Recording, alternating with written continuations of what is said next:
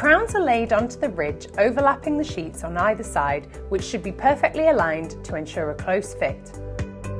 The crowns are fitted in the same way as a sheet and are therefore mitered on both sides accordingly to avoid a build-up of fibre cement at the overlap. Take measurements and, as always, ensure cutting is done at ground level. The top run of sheets must also be mitered to suit when using crank crown sheets or vents. Place the next ridge over the miter cuts and fix in the first full corrugation from the edge of the sheet on either side, just as with the sheeting. The ridge purlins should be positioned so that the fixings are located not less than 100 mm from the edges of the cranked crown ridge pieces.